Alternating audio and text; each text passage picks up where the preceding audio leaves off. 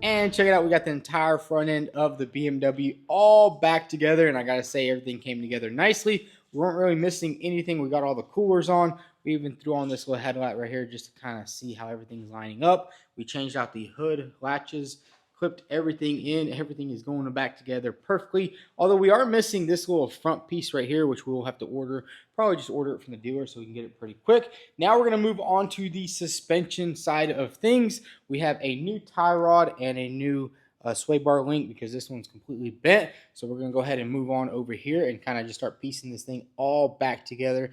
Man, there's a lot of stuff that has to go on this car, but we got to get this thing off the frame machine today. So let's go ahead and get started. We do have some new struts right here, which we will actually be taking off the lowering spring off the old strut and then putting it on the new strut so we can get this thing sitting pretty low and nice. So let's get straight to it. Let's start working on this passenger side.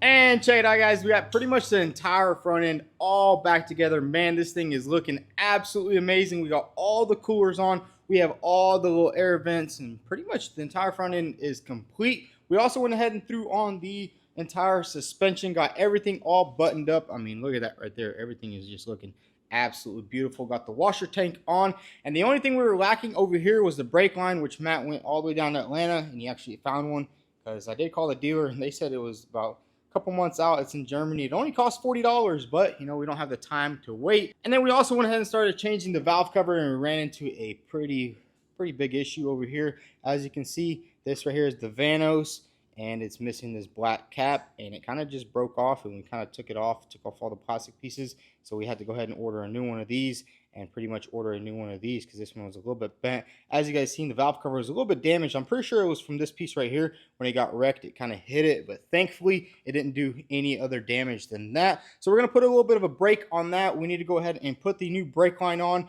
We also have a new heat shield. As you can see, this one was kind of beat up, so we got a new heat shield chilling right there. Brake line, and we also have one of the plastic pieces. I mean, that's what's nice about having parts cars, or somebody that has a parts car pretty much can get anything that you need. So first thing we're going to do is go ahead and swap out this brake line. I did try to straighten it a little bit, and it just broke because these are aluminum brake lines, and we can't really buy them, or I think you can buy steel brake lines, but we just wanted to keep it OEM. So let's go ahead and swap out this brake line. All we need to do is disconnect it from the ABS pump. I mean, they make it super easy to do. It just goes over the top. Thankfully, it didn't go underneath the motor or something like that. I've seen how some cars are. But let's go ahead and swap out this brake line. And then we can get all this right here back to OEM.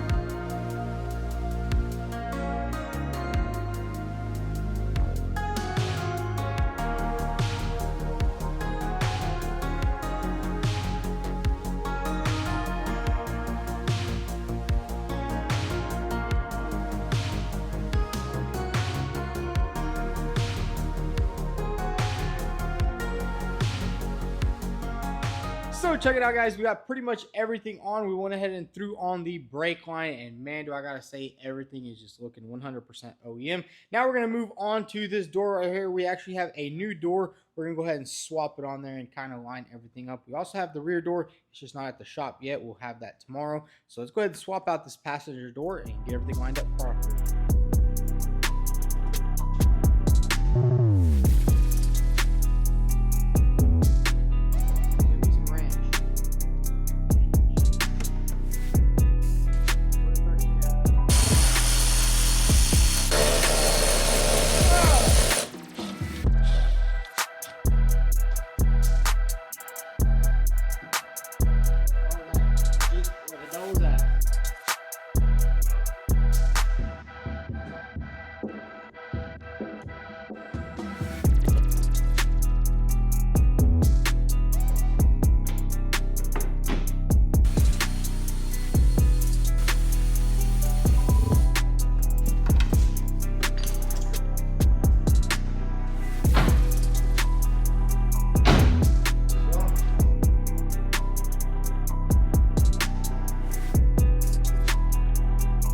And check it out, we got both new doors on the car. We went ahead and threw them on there because we will have to do a little bit of body work right here, and we want to make sure we get that gap straightened out pretty good. And then the front door does have a little bit of damage just right here at the corner, which is all good. We'll put the fender on and line everything up. But what we're gonna do right now is go ahead and lower the frame down and finally get this car off the frame rack.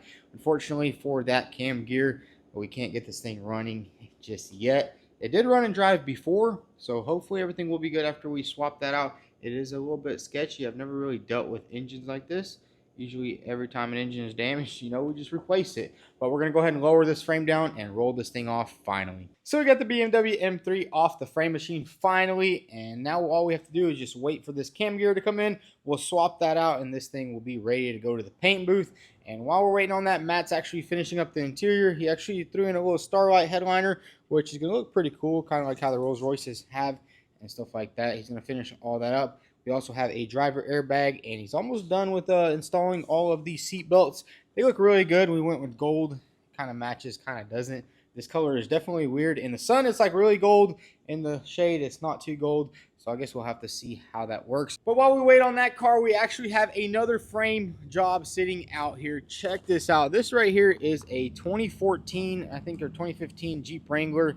And this thing was involved in a rollover collision. And today we're going to be doing a little bit of frame straightening. Basically, this rear left or rear right frame rail is pushed down a little bit. You can see there's a buckle going on right here. And if you look kind of from the back, you can kind of see that the bumper is leaning down. And we're going to go ahead and throw this thing on the frame machine, get this rail pulled up, straighten everything out on it. Should be a pretty quick, easy frame job to do. I mean, it doesn't look bad. And I'm pretty sure everything in the front is good. But man, check this thing out. It has all types of aftermarket accessories. I'm guessing somebody built this thing, you know, to go off-roading. Big old control arms. Pretty much everything is custom on it. And that's why they chose to save this thing. And all we have to do is pull that out. So let's go ahead and get this thing turned around and let's get it on the frame machine.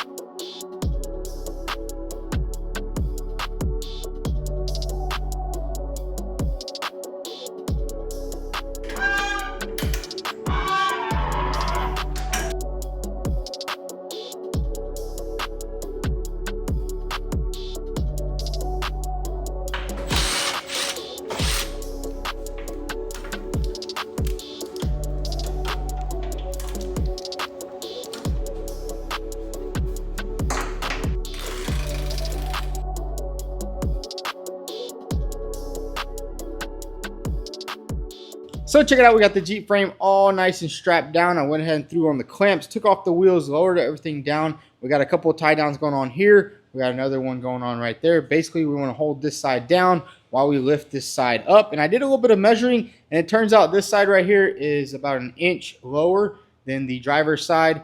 And now we need to just go ahead and bring over the pulling tower and get this sucker pulled up.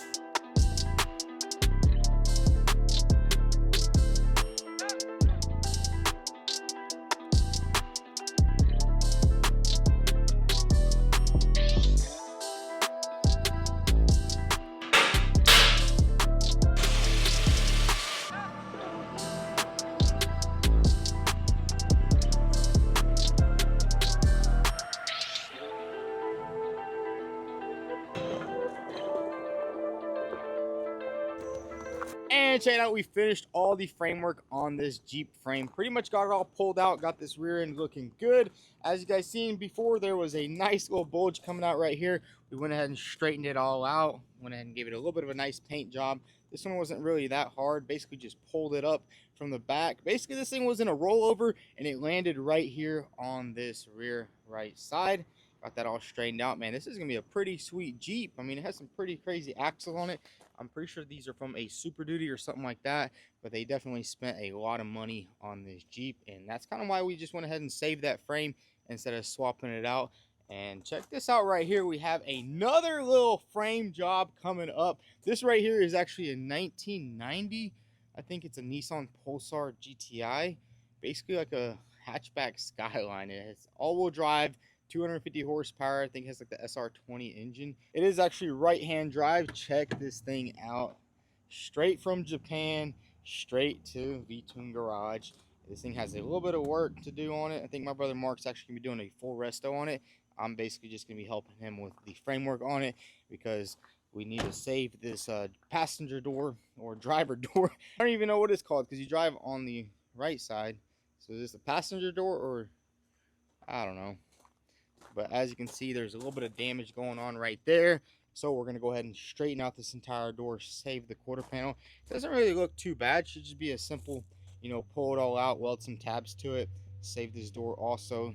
I mean, it's a little bit crunched in there. But yeah, we're going to go ahead and throw this thing on the frame machine as soon as Mark gets here. So check out, we put the little Nissan Pulsar on the frame machine, and me and my brother Mark, we actually went ahead and did a little bit of the metal work here. We're actually expecting to do a little bit of frame pulling on this car, but it turns out this thing is just thin as a Coke can. But basically there's really no support back there, so we kind of just used this wooden block and pushed everything out, and it's looking pretty good. We also got the gap looking good. We got the door almost done. I do need to get my maxi for my dad, the dent puller, so we can get it all pulled out really good. But hey, this is a pretty cool little Japanese car. I just did not know that these cars are just so thin, and I'm pretty sure that's why these cars are not legal in the US unless they're like 25, 30 years old, because this right here would not pass an American crash test. But we got that all done. We went ahead and put the M3 on the lift, and Matt's actually sanding down the calipers. He's going to give them a nice little paint job, because whoever painted them before, they painted them like a completely different gold, and it doesn't really match the car, so he's going to actually paint the calipers white, and I think it's going to look pretty good. There's really not much colors that do match with gold, but we got the doors on. He also went ahead and got the entire interior done. This thing looks really good inside. Got the Starlight headliner. Check that out right there. Matt did a really good job. I mean, I don't know. I've never really liked Starlights, but now looking at it, I bet that right there looks pretty cool at night, especially when you go for a little night cruise. But basically, the only thing we're lacking on this car right here is the cam gear right here. Hopefully everything's good with this car. Hopefully, you know, it runs and drives good. But anyways, guys, that's gonna be a wrap for today's video. I hope you guys enjoyed it, and I'll see you in the next one.